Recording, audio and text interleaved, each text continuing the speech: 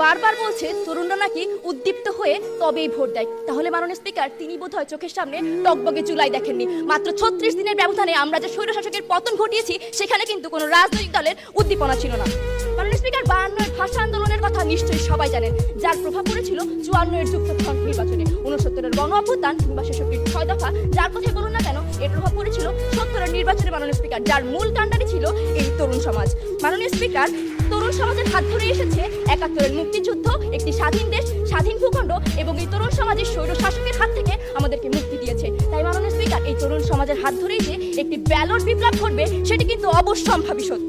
Speaker, এবছর তরুণ ভোটারের সংখ্যায় ২৫%, তাই তরুণ ভোটাররা যে অবশ্যম্ভাবী গুরুত্বপূর্ণ ভূমিকা পালন করবে সেটি কিন্তু দিনের আলোর মতো পরিষ্কার। মাননীয় স্পিকার, দ্য ইকোনমিস্টের কান্ট্রি অফ দ্য ইয়ার হয়েছে বাংলাদেশ। তার কারণ কি জানেন? তার কারণ হচ্ছে জুলাই আন্দোলন। যে জেনারেশনকে ফাস্ট ফুড জেনারেশন বলে অবজ্ঞা আর তুচ্ছতা করা হতো, তারাই মাননীয় স্পিকার আজকে জাতির কাণ্ডারি। মাননীয় স্পিকার, ব্র্যাকের পালস সার্ভে বলছে শিক্ষার্থীদের রাজনৈতিক দলকে ৪০% মানুষ সমর্থন জানাচ্ছে, আর ৮৭.৬% মানুষ মনে করেন তরুণরাই পারবে, তরুণরাই বাংলাদেশকে এগিয়ে নিয়ে যেতে পারবে, তরুণদের হাতে বাংলাদেশ নিরাপদ। কিন্তু মাননীয় স্পিকার, বিরোধী দলের বক্তব্য শুনে বারবার মনে হচ্ছে তারা এটাই বলতে চাচ্ছে, ওরে প্রবীণ, ওরে আমার কাকা, তরুণ ভোটারদের অবজ্ঞা করে তুই আপনা প্রাণ বাঁচান।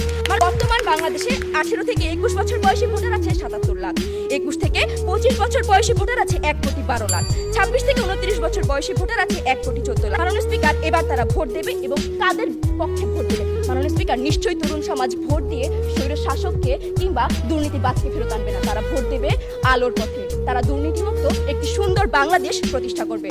১৪ সালের নির্বাচন কেন্দ্রিক সহিংসতায় মারা যায় ১২৩ জনের বেশি, ২০১৮ সালে ৭০ জনের বেশি, আর ২৪ সালের ঘটনাতে মাননীয় স্পিকার আপনি নিজের চোখেই দেখলেন ১৪০০ প্রাণের বলিদানে মাননীয় স্পিকার স্বৈর শাসকের পতন হলো।